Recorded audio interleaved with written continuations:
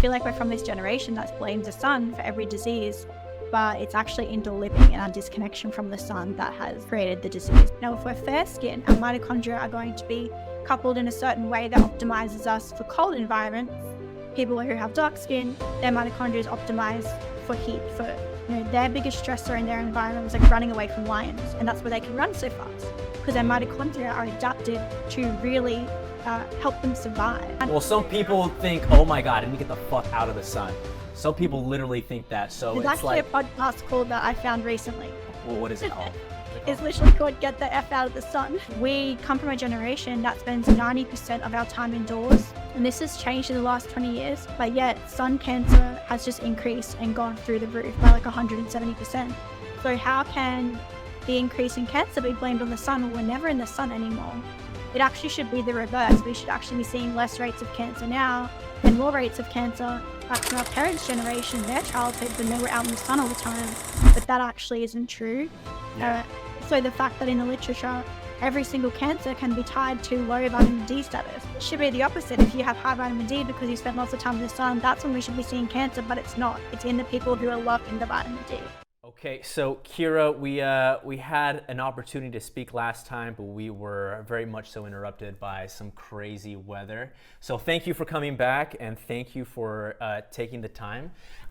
So I really want to just kind of get started on how I first got exposed to this type of work and the work that you do in mitochondrial health, but not only that, but circadian rhythm health. And for me, when I first, understood this without like the guidance of Dr. Jack Kruse, which I think is like the pioneer of this type of science and medicine. All I really knew about like circadian health or mitochondrial health was that with the sun and the rhythm of day and night, our hormones changed and responded accordingly, meaning at nighttime, we'd get sleepy, we'd have an increase in melatonin. During the day, our cortisol will go up and will invigorate us and have energy for the day. But it seems to go way deeper and way further into that. Could you shine some light on what really is circadian biology, this mitochondrian biology, quantum biology, and how understanding this could really impact our health? Yeah, of course, I can do that for you. Firstly, thanks for having me on. Excited to come back and actually record this episode now that there's not some crazy weather happening on my end in Australia.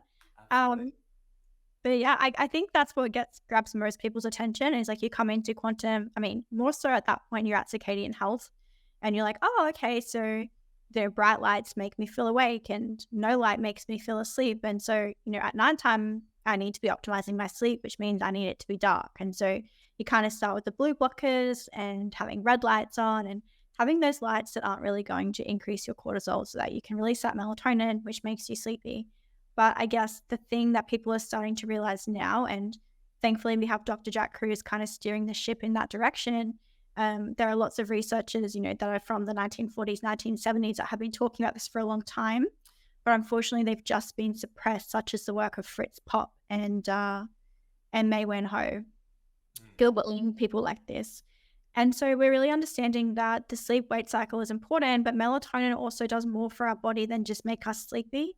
It governs repair processes such as autophagy. It's our body's master antioxidant. And also it's great for circadian timing as well. And so we're kind of starting to understand and foster a deep appreciation for the fact that our internal environment is really in direct relation and correlation with our external environment.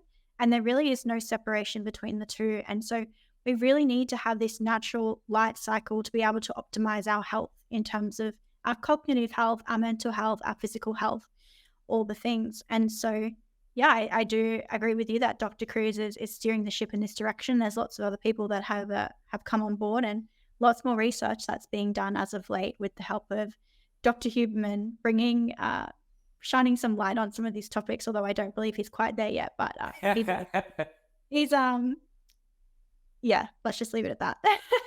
I love it. And you know what, you just kind of shined light, no pun intended, on like the difficulty that people have when trying to do what's right for them. I do believe a lot of people want to do what's right. It's easy as, health coaches to be like, everyone's disgusting, everyone's sick, no one knows how to take care of themselves.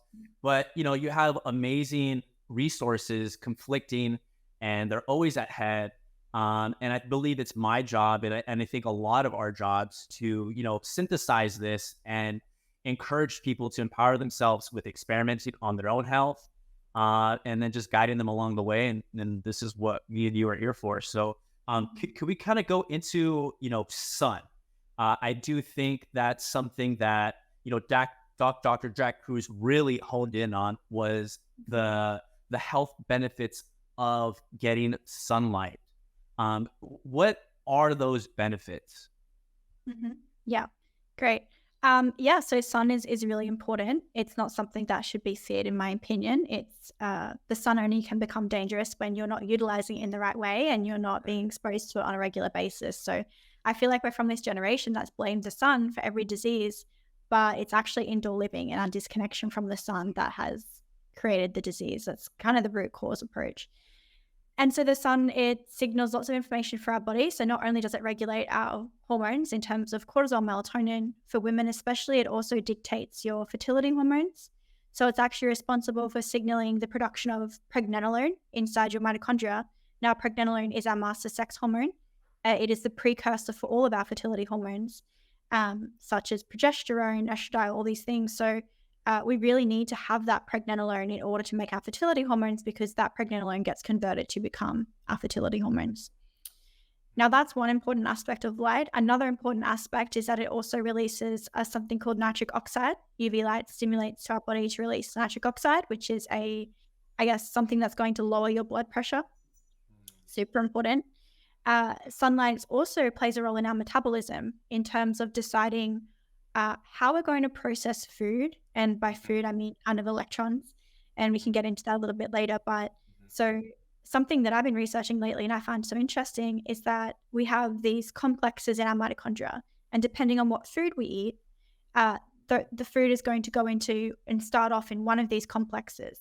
And so the light that you're around really decides what one of these complexes becomes upregulated and what one becomes downregulated. So in terms of eating seasonally, this is really important because the UV light, we know that carbohydrates don't grow in the wintertime in certain places when there's no UV light. And so this means that, high UV equals an abundance of carbohydrates. And so from a physiological standpoint, that UV light also upregulates cytochrome 1 in the electron transport chain, which is where carbohydrates flow into. So when we're out in the sunlight, we have this beautiful coherence between the food that's growing around us and then the light in our environment telling our body and priming our body to get ready to consume that food. And so when we don't have a good connection between our lighting environment and then the food we're eating, it's creating a circadian mismatch and ultimately going to result in inflammation, because it's really going to produce something called reactive oxygen species, which are free electrons essentially. And we want electrons, but they can be quite dangerous when they're not in pairs. So if you just have one electron, it's going to be wanting to find a partner all day long. And so wherever it grabs this electron first, it's not picky. So it'll pull apart the lipid bilayer. It'll pull apart these complexes in the mitochondria themselves so that it can become paired and less reactive. And so that's a damaging effect of, one, not having UV light on your skin in the summertime or the absence of UV light in the wintertime. Quick clarification. Yep. The UV light is helping the free electrons to pair up to cause less damage within the cells. Is that clear? Is that what you're saying? Kind of. It's actually just creating a really nice flow in our body. So the free electrons, the ROS, the reactive oxygen species, they're really prominent when we consume carbohydrates from cytochrome 1, from complex 1 to complex 2. It produces this ROS, which is a signaling molecule for our body. So our body actually sees this ROS and it's like, okay, the UV is high, we're consuming carbohydrates, it's summertime. And it kind of tells the electron transport chain how to run, because that electron transport chain can change depending what season it is. It can form something called supercomplexes and become more uncoupled or coupled depending on what your environment is. So that really is one of the signals that it uses. So in the summertime, our body's more adapted to utilize and calm down these reactive oxygen species before they can really create a ton of damage. That's where the free electron comes from. And then, the electrons, they kind of flow from, I guess you can think of it like steps from step 1 to step 2 to step 3, and it's all really nice and tight and in line with your environment and what's happening, the other hormones and things that are being produced in the body. But if we're consuming a ton of carbohydrates in wintertime, when we don't have as much available energy, we're going to not be able to, react to and put out the inflammation that is coming from these reactive oxygen species from eating a diet that's high in carbohydrates in the wintertime. And this is why, it's important to eat seasonally, right? Because the type of light that the plants and the animals are getting during that time produces the vegetation at that time, which we consume. So we're both getting this, the plants are getting the light and we're getting the light, and the light's telling us how to process the food that's also getting the light, right? Mm-hmm. Yep, okay. Exactly. And then we can look at the wintertime metabolism as well from that. And it's like, well, in the wintertime, traditionally speaking, there's there's no carbohydrates around. We can't import them from other places, depending on where you live. If you live in the tropics, obviously there's carbs all year round. But let's just say we're in like Wyoming and it's winter and it's like negative 20 C and like we don't have any carbohydrates. And so what's actually happening in my body and my mitochondria at that point, well, I need to be more energy efficient because I'm getting less food from my environment. I might hunt like wild game that kind of slow down in wintertime, so they're easier for me to catch. But so my diet is going to be predominantly fats and protein, and also ketosis via my own body. And so my body, with that lack of UV, knows that it is about to have a diet full of ketosis, fats, and protein. So then I'm upregulating that cytochrome 2.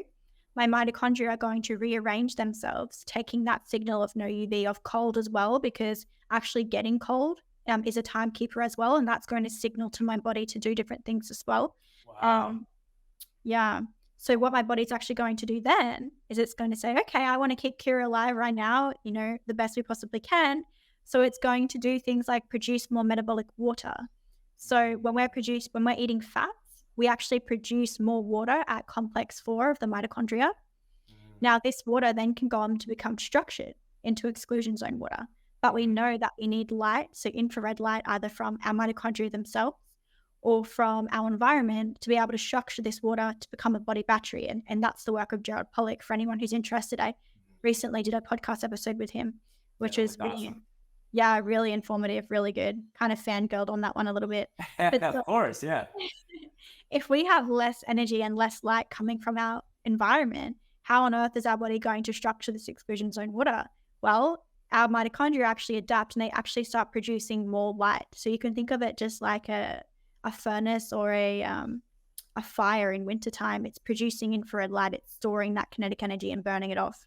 And so that light, that increase in light, that increase in metabolic water, we have a larger body battery during wintertime to give us more energy in a time where we don't have as much coming from our environment. So that's really the importance of embracing your environment from season to season, because all of these things, you need the cold, you need the right food, and you need the right light signaling for your mitochondria to really adapt and thrive during that time, which means that we actually can survive on less food input during winter.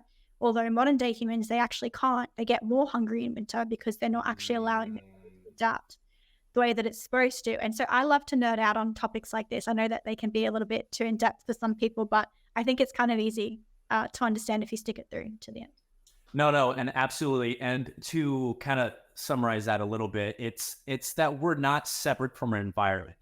The fact is that when we get cold, when there's more sun, we need different inputs that are in our environment at that time. So importing food has been one of the most almost like detrimental things to human health at times. We kind of live in an artificial environment where, there's still bananas at my grocery store to this day, where, first of all, I don't think there are bananas grow in California, at least that I know of. So we're further, I don't want to say, is it damaging? Are we damaging our health by eating these high carbohydrate foods in different zones of the planet? Would you say it's damaging? 100%. It's definitely damaging. Oh, wow. Okay. So if you guys are eating bananas with your oatmeals, you might be damaging. So damaging for sure. Yeah, and then oatmeal in itself, it's like when that's not a normal food that comes from nature and it's sprayed with things like glyphosate. Oh, for sure. Glyphosate, yeah. So yeah, it's just all really about connecting with your environment, shaking your farmer's hand, getting organic foods that have grown locally, just like, our parents probably taught us. I know my mum always told me the importance of eating seasonally and locally, and no not processed, but like preservatives and things like this. And I kind of didn't understand until now that I've read the science. I'm like, okay, our parents were actually right. They kind of knew what was going on. So I don't know if you know this, but how about foods that have been preserved? That have been preserved? Naturally preserved foods. Like Obviously if I had apples and then I stored them for the winter time. Yes. I know I've watched a lot of homestead videos, and they're always like, guys, I'm going to show you how to pickle these cucumbers into the winter and all that. Because those were grown with a different light, right? Is that where we kind of started this, artificial environment? Yeah, I'm not a fan of preserving food at all. I don't think, if we look at, I always compare ourselves to wild animals, and, squirrels, they store nuts for the winter time, and they're high fat. So they're going to be eating fat anyways during that period. And I think that, yeah, you said it, you hit the nail on the head when you said it's kind of where we started to digress, because we have these, as Dr. Cruz says, Ferrari engines in our brain that allow us to like break these laws. But perhaps just because you can doesn't mean you should. I mean, like, we all want to eat beautiful apples in the middle of winter with like cream on top around a fire, but for our health, it's probably not a good idea. And I know I have clients that say, so Kiera, if I turn the heat on and I'm constantly warm in wintertime, does that mean I can eat carbs? And I'm like, no.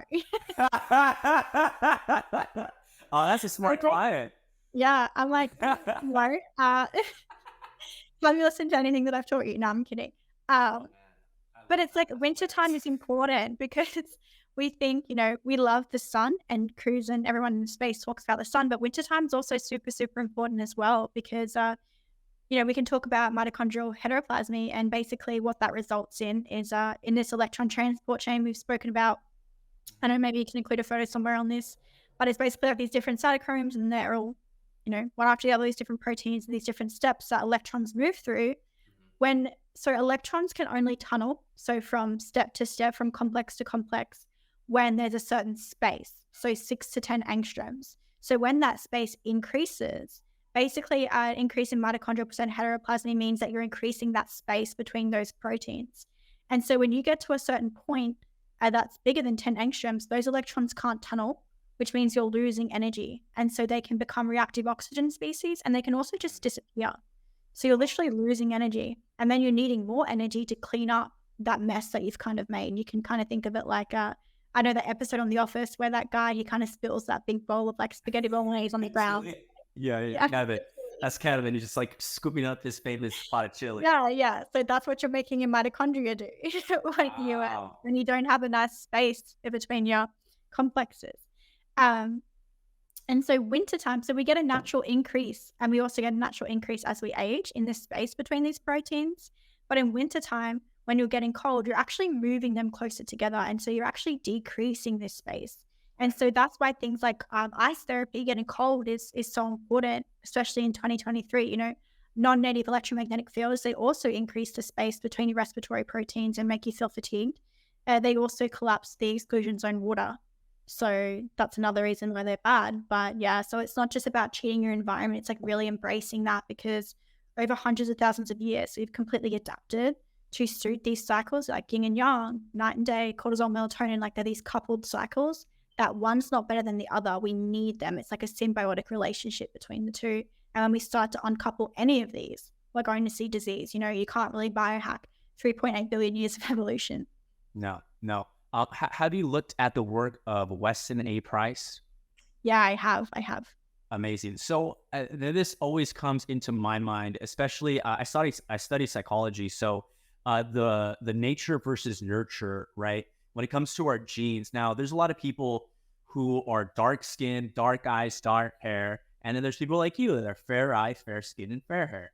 Now that's the gene, and that's our nature about ourselves. And what Weston A. Price kind of understood was that as we went up into the northern poles, onto the latitudes of Earth, people were eating more fat, and their mitochondria and their bodies were actually highly functioning in ketosis. And the closer that we were at the equator, people were running off carbohydrates and were darker skinned. So is that now, as let's say a Black person living up in New York, are they at a mismatch in their latitude, and is that going to affect their health to where they need to move back to a place where they have more sun to optimize their health, and vice versa? Maybe a person living in Ecuador and they're very fair skinned, should they be moving up into a higher latitude for their health?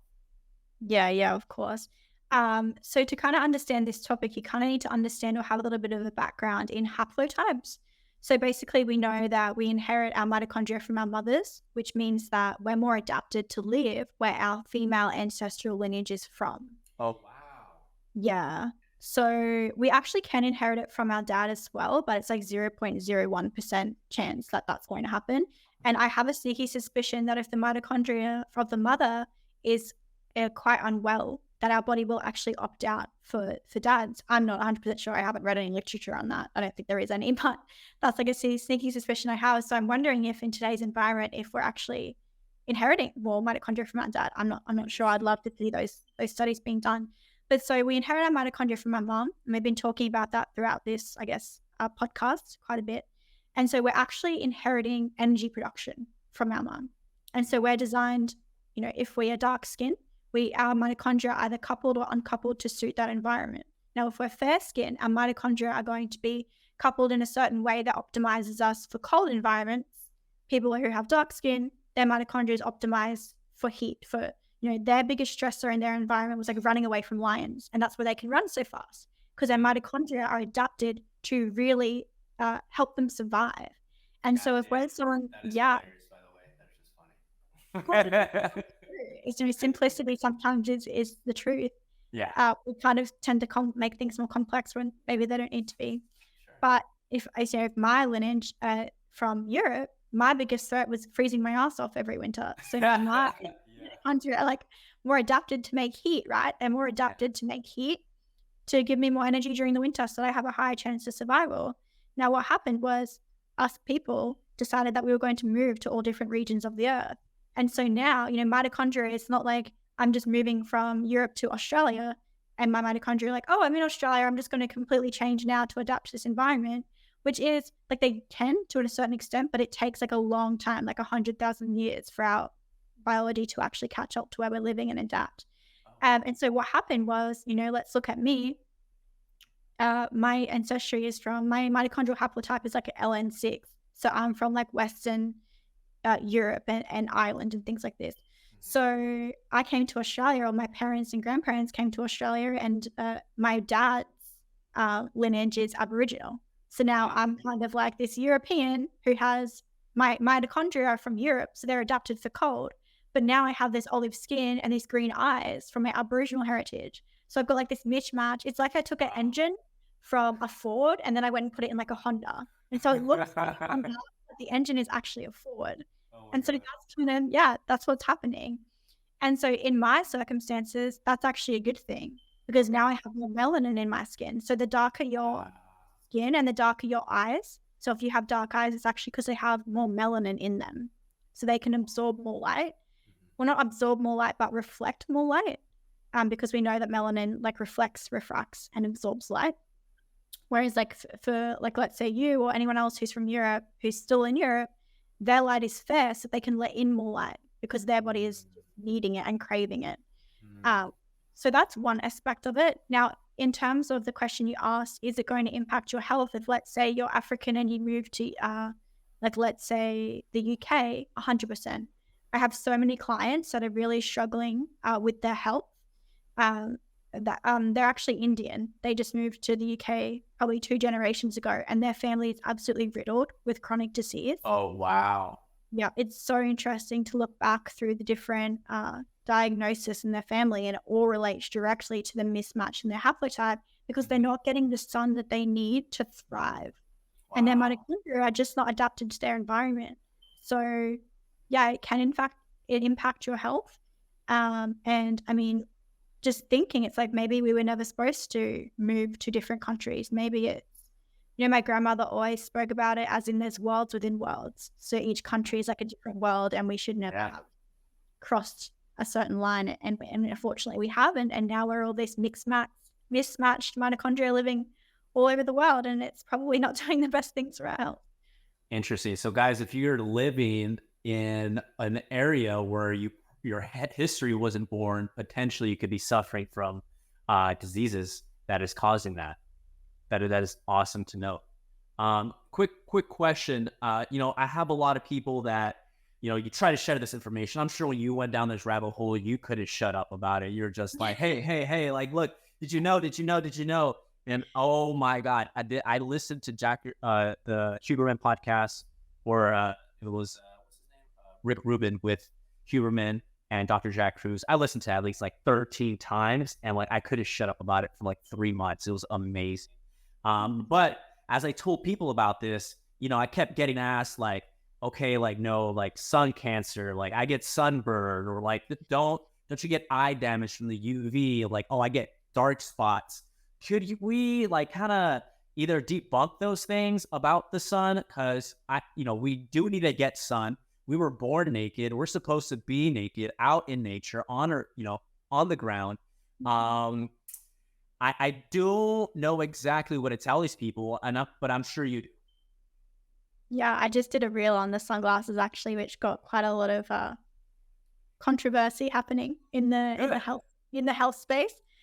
Apparently, I'm a danger to society, and the misinformation that I'm spreading. In today's world, I think everything's flipped. So if they're bagging you for being a danger to society, you're the exact opposite. So yeah, exactly. But I think it's quite humorous. It means that people are seeing the message, so that's good.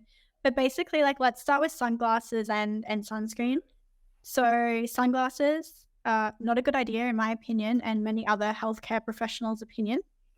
And in my clinical experience, I've seen massive results come to people's health when they stop, wearing sunglasses and sunscreen.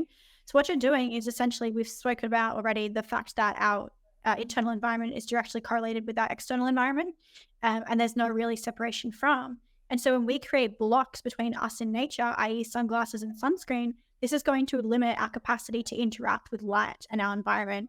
We know that light signals certain information to our body, and then our body can read this light and say, okay, this is how I need to run my biology to suit my environment. We've already spoken about the importance of UV light and then actually connecting with UV light if the UV is high in your environment. And so what are sunglasses doing? They're essentially stopping you from reading that UV light through your eyes.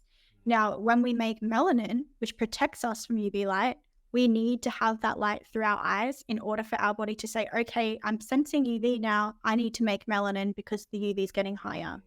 So traditionally speaking, as the seasons change, we went from winter into the warmer months with the UV is climbing. Our body is constantly exposed to that light because we're not living indoors. We don't have sunglasses or sunscreen on. So as that UV is increasing, my melanin is also increasing in my body to the point where it's now the middle of summer. I have, lots of melanin in my skin, and I can interact with that light in a really safe way. Mm-hmm. So that's one thing. And so now we're wearing sunglasses. We're all indoors until the middle of summer where we're like, oh, it's a nice day out. It's so hot. I need to go to the beach. And then our body's like, wow, I had no idea that it was the middle of summer. I literally thought it was winter because you're giving it the input signal of winter through the air conditioning that you have, the sunglasses you have on, the sunscreen on your skin. Your body's adapted to suit the winter. And then you're going out into UV and your body's like, oh, wow. And you get completely burnt. So I think that's a good way to look at it.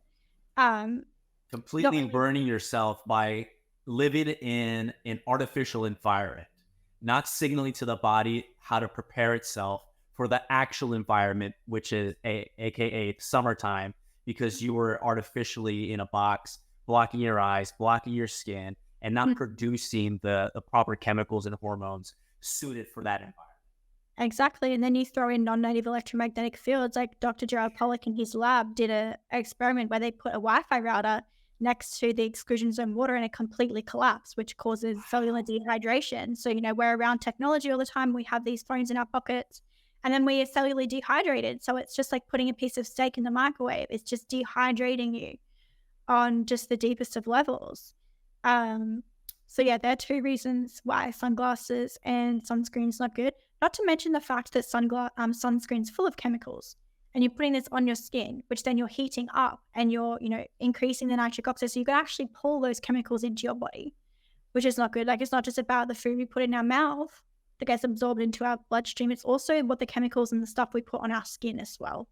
And this is why I'm such a big fan of tallow skincare over any other skincare, because at least it's animal based. So yeah, now in terms of skin cancer, like this is not medical advice, but there was a really interesting study done on truck drivers. And so truck drivers in Australia, they are working all the time because we're quite rural. You know, it's like 8 hours between cities and things like this. So they're always in their trucks and it's really, really hot. So they always have their air on, they always have their windows up. And there was a study done because truck drivers are, I think, the top 3 occupations in Australia that are most likely to get skin cancer.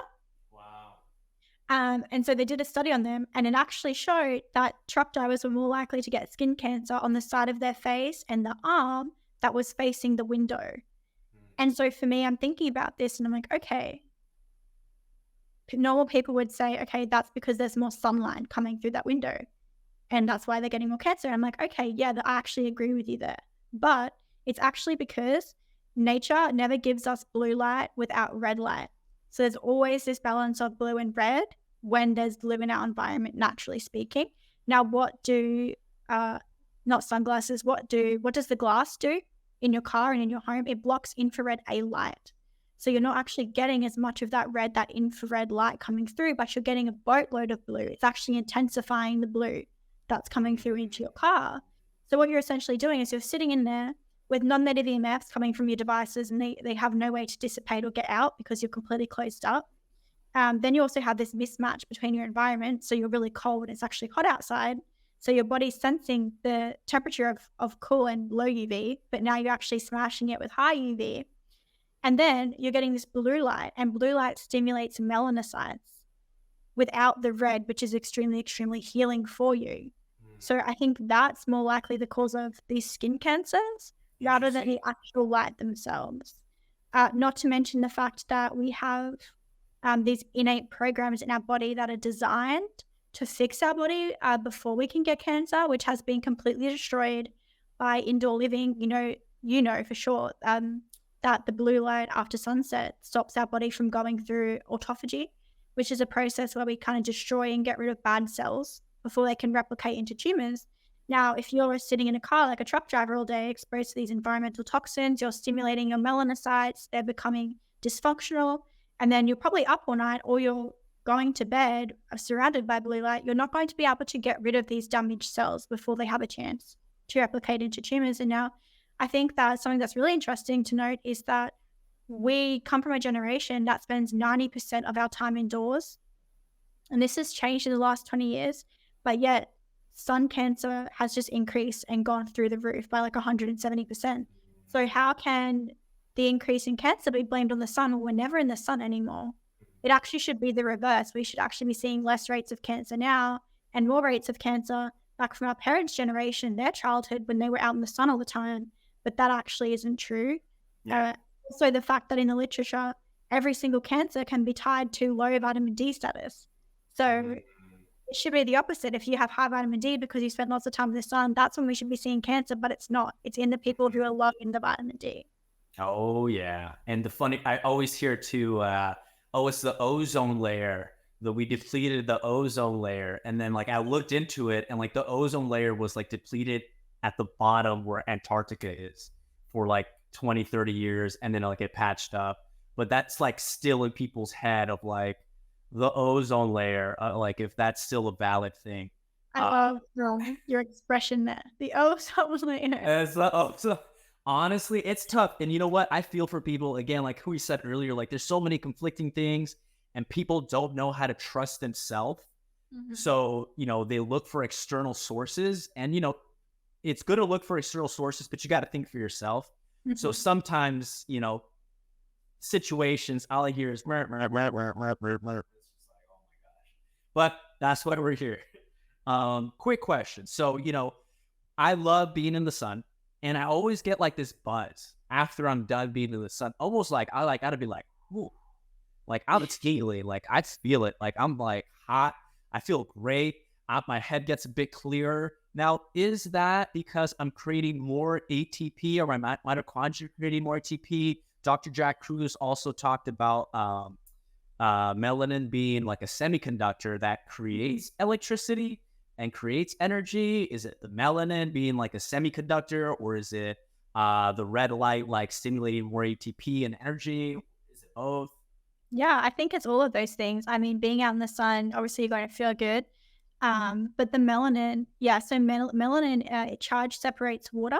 So it can split water molecules, and it does water molecules at a time, and it gives off free electrons. So it's basically just supplying your body with more electrons, which is super interesting. Dr. Herrera actually states that uh, the oxygen that gets delivered to our mitochondria is actually more so from melanin splitting water than from the air that we breathe. And that the reason that we breathe is actually to get rid of CO2 and not actually to breathe in oxygen.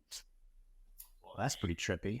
Who's this Yeah. Dr. Dr. Herrera, he wrote the book Melanin, the Master Molecule. Okay, wow. I've never even heard of him or that. So I will definitely check Yeah. that out. Yeah, I think Tom Cowan loves his work too because he talks about that a little bit as well, which is cool. Oh, okay. So we're getting an orchestra effect just of all these beautiful things that the sun is providing for us. More ATP, more Yeah. energy.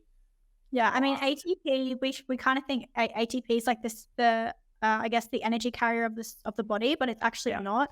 In terms of energy, we're getting more energy from like free electrons from our environment through grounding, through a high redox, through melanin, through UV light, and so ATP still has a role. It kind of folds and unfolds proteins, but it kind of allows proteins to kind of open up in a way where they can semiconduct electrons through them. So they kind of create like this nice grids ready for these electrons to flow through it and semiconduct. So that's what ATP is actually doing. So they saw ATP binding to these proteins, like, oh, they're giving the proteins energy, but they're actually not. It's getting them ready for the real action show, which is like the semiconduction of electrons, which is super, super cool to see and to research. But also I'd say that the UVA light, like, different light frequencies do different things for our body. And so the UVA light especially makes us feel really good because it's kind of making serotonin, making all these feel good hormones in our body, just really allowing our body to function well on a hormone level.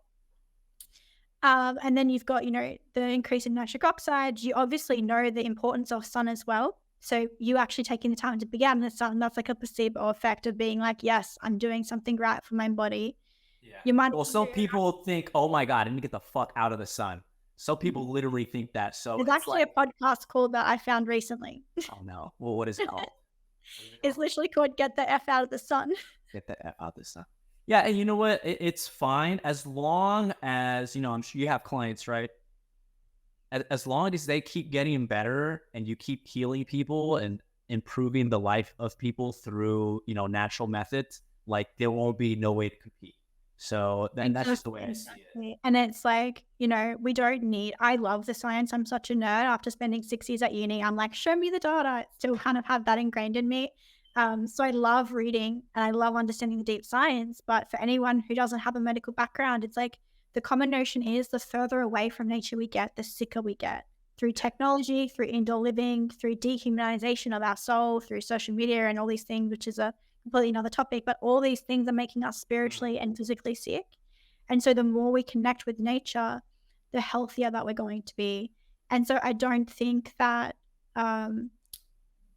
we're born, as you said, naked. We're not born with shoes on our feet. We're not born with sunglasses on. We're born into this environment that is perfectly capable of working with our body, and that our body is able to heal when we give it the right input signals and the right environment, like an environment that is supportive of its function.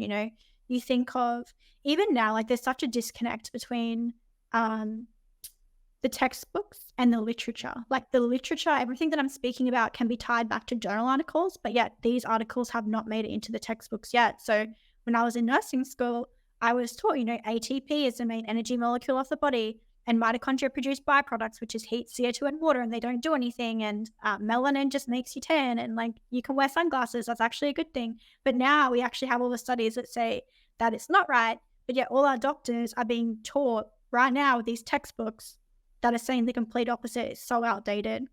Yeah. And so we're trusting the advice of these doctors who are all being trained the exact same way. They're not being taught to critically think. They're just being taught, here's a piece of paper that has all this writing on it. You need to remember it because I'm going to test you in 2 weeks and you better be able to recite it because that means that you're doing a good job and you'll pass and be able to go practice.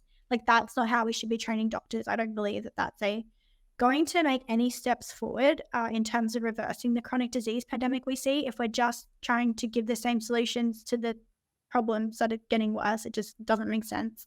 So I think that's a massive problem. And that's why I love doing podcasts like this. And I know I have a podcast myself, talking to the researchers that are producing this information, because then the people were able to act as like a silo breaker. So like this middleman between the people and then the researchers doing the work. And we're like, hey, everyone, like, look at what this guy's doing. It's really cool. Maybe it could make you healthier. Yep. And I feel very much so called to that. Like, I wanted to be a doctor growing up. And then like, yeah. So then like studying and like, man, I was like in the courses and everything. And like, I'm like, what do they do? Like, what, they're just giving out drugs mostly? Why isn't there nutrition on here? Like, most of the stuff I'm learning about is nutrition. And like, oh, don't they know that like 80% of diseases is mostly from their environment? Like, oh, what, they're not teaching that? Like, what the fuck is going on? And then I bowed out into holistic health coaching. So, I mean, I think, yeah, right. which I feel much more in line with. Absolutely. And I feel so terribly sad to like real healers who may not be exposed to information like this. And so we just got to keep pushing it. With all that being said, you know, we talked about disassociating ourselves from nature. And obviously there's people that want to biohack and want to do all kinds of crazy things to themselves, their environment, indoors. Just a funny little story. Yesterday, I had this client who came in. It was just funny. She was like, hey, listen, like, I'm in here. She just wanted to train. She's like, but I'm not going to come in, nor am I going to do anything at home. So what could I do? And I was like, what? And I spent a whole hour with her just like trying to understand. She was like, I'm not going to do any of the exercises I do here at the gym, nor am I going to do any at home. But what could I do? And I was like, okay, what are you trying to pay me for?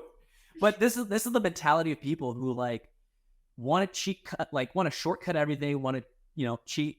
But anyways, let that not be in here. But like, so when we come to machines like red light or PEMF, you know, blankets or mats, I think they are. I know Dr. Jack Cruz uses infrared light when he's indoors or in front of a computer screen. So, you know, what is your opinion on biohacking pretty much with these devices? Yeah, I think that when you go into holistic healthcare and you're a purist, like I dub myself a purist, I live pretty much exactly how I say I do. And I kind of don't take, you know, I won't substitute real health for profit. So when you kind of go into an area like this and you're like, okay, you know, I'm seeing this switch a lot in like healthcare professionals online who are like, oh my gosh, everyone's catching on. They're realizing the supplements I'm selling them and, you know, and I need to sell them something. And so it's like they switch from supplements to biohacking devices. And they're like, here, use this red lamp or use this red sauna blanket that's going to, you know, increase red light in your body. Here's my discount code. And then they're making money off that. But I'm looking at these people, I'm like, that blanket is going to, you know, it's going to make them make water, but then it's collapsing the exclusion zone water through the radiation that it's producing at the same time. So like, there's really no point for anyone to do that. Actually, it's detrimental to their health.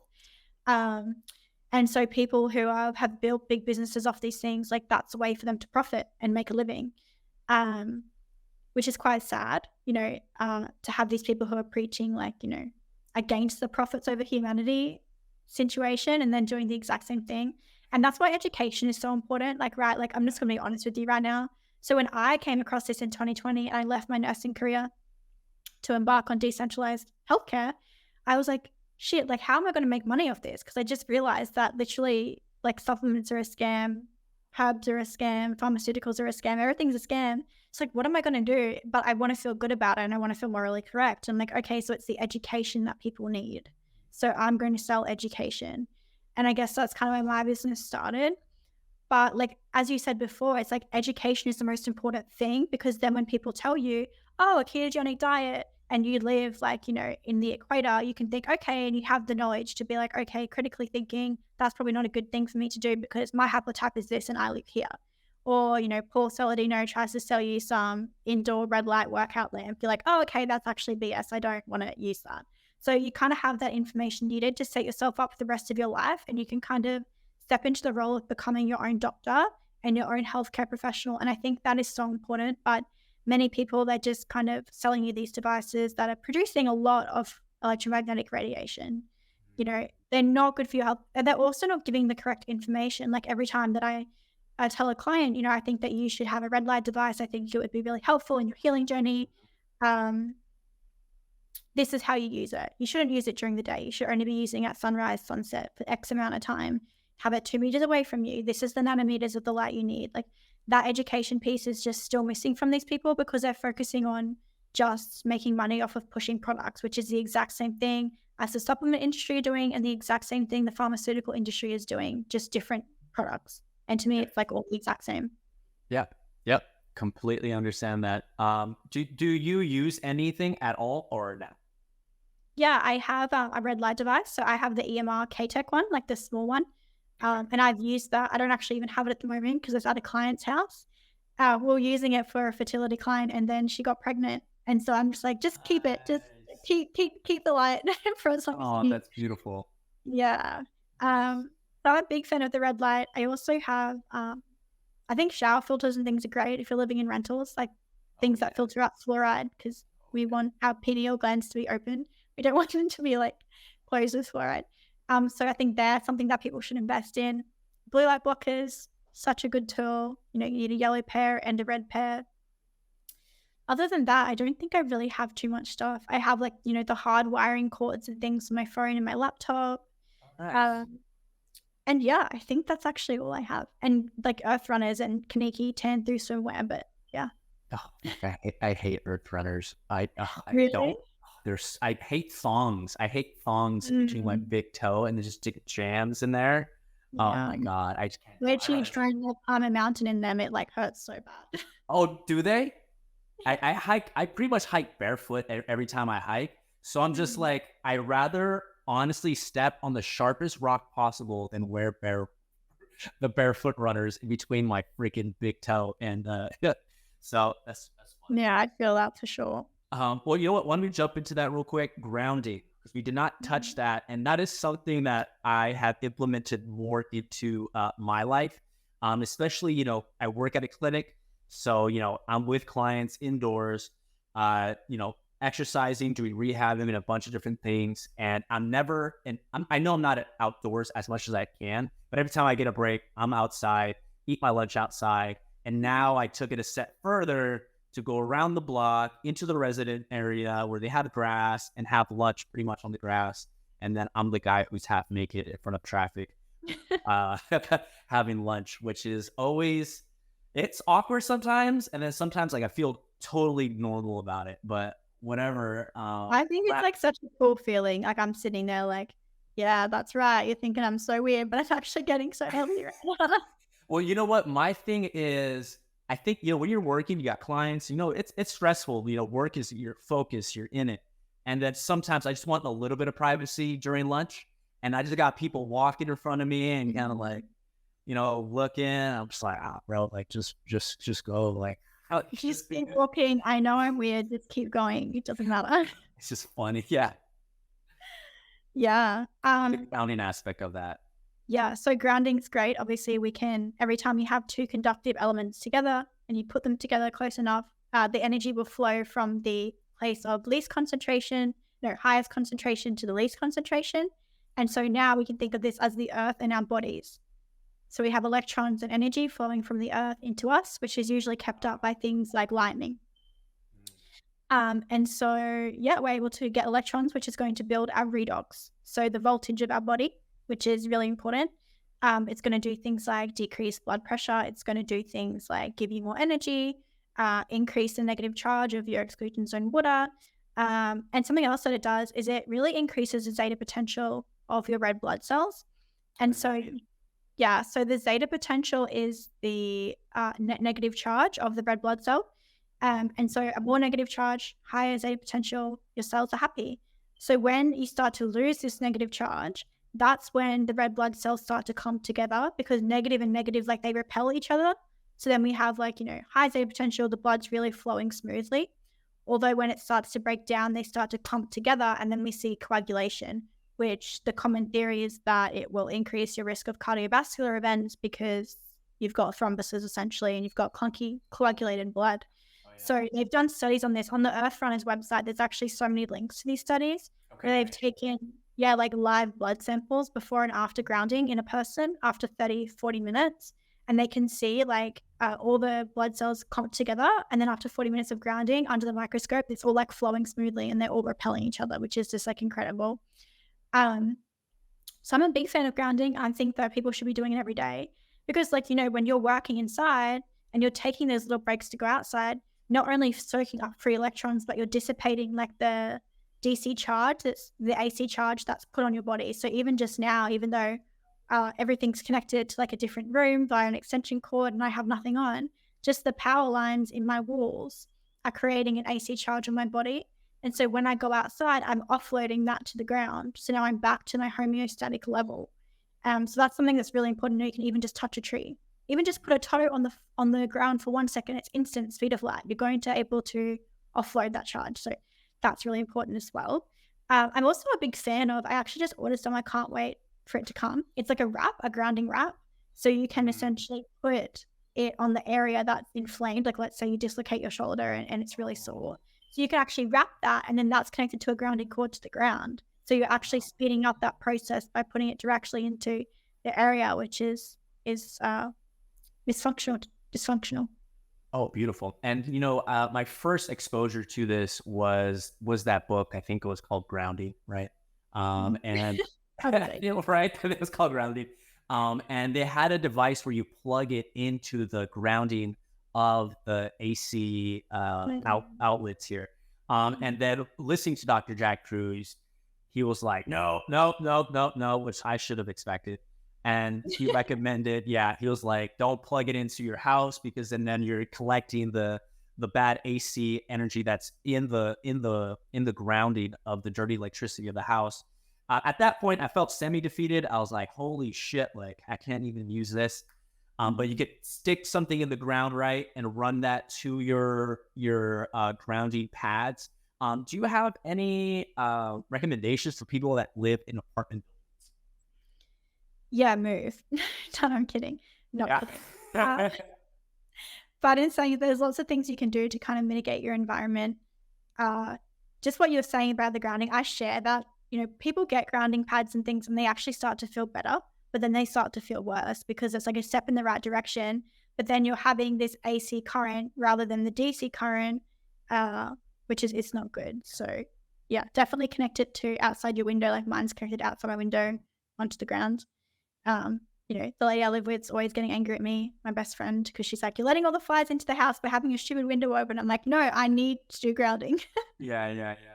But if you're living in an apartment, it can be hard, right? Because you're like, sometimes you're the 5th, 4th story off the ground, even higher, and you can't get to the ground. I think there's these beds called like the Magnetica beds. I think they're quite expensive though, so that's yeah.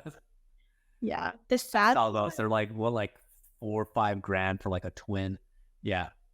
Yeah, and that's like USD, not even AUD. So that's like $8,000-$9,000 for me. Definitely don't have one of those.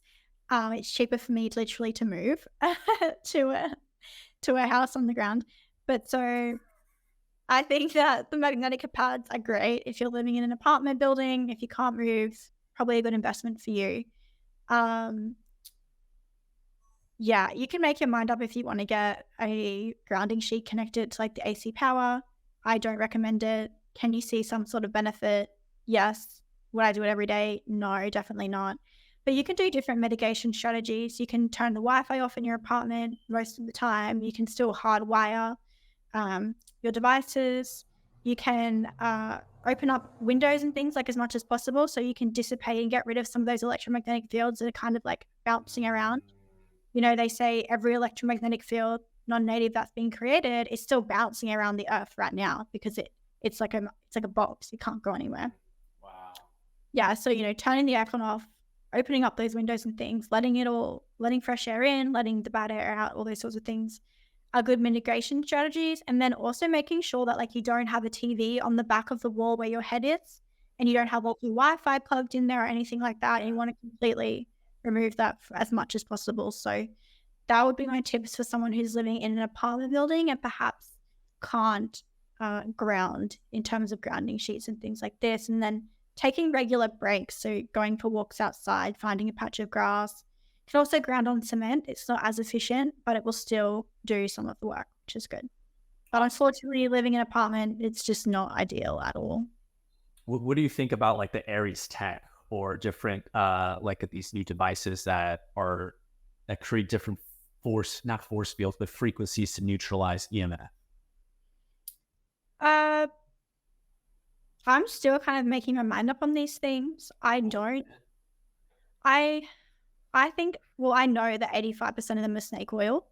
I know that they don't work. Are there some new brands and things out there that perhaps, in terms of like scalar waves and things like this, that could be doing something? Maybe. I'm not too well versed on it. I'm kind of following the notion that like the best mitigation strategy is distance. So being as far away from these things as possible, and then length of exposure. So if you have to be exposed to these things only for short periods of time, then go ground or go do something for your health that's going to better it in between.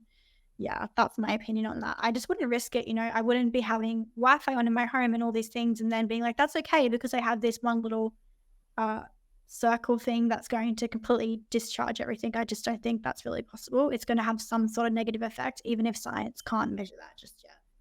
Okay.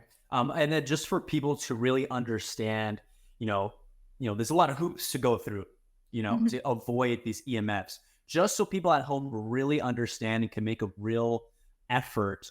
What are the negative effects of EMF? We talked about it expanding the distance for electrons that need travel to create energy, right? So you're going to damage your ability to create ATP, which every single organ and organelle run off of. So can we really just kind of go deep? Because I know people are going to be like, well, I don't want to do this, I don't want to do that. So just like hammer and weigh it really heavy on the other side.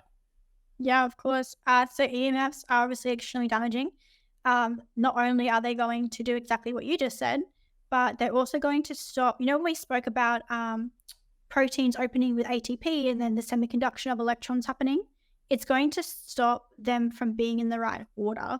So you can kind of think of the electromagnetic field creating a grid in your body, and then electrons are going to flow through the grid, except for it's mismatched and it's not in the right places. And so therefore it's extremely inefficient for us to do those things. Something else that's really bad is the electromagnetic fields. They open up something called a voltage gated calcium channel. Yeah, so it's basically, this channel in the cell, which lets in calcium. And so calcium is a signaling molecule. We get a little bit in and then it tells our body, okay, this cascade of events happen here and this calcium happens. And then so we get a cascade of events happening over here. But what happens when that channel's open is all this calcium is flooding inside of the cell, which is going to change the voltage of that cell. And then what happens from there is that our body's like, okay, alert, calcium, we need to get it out. So then things like different proteins will start to sequester calcium to try and get it out. Although if we're around EMFs, like even, if I hold my phone, this is happening in my hand.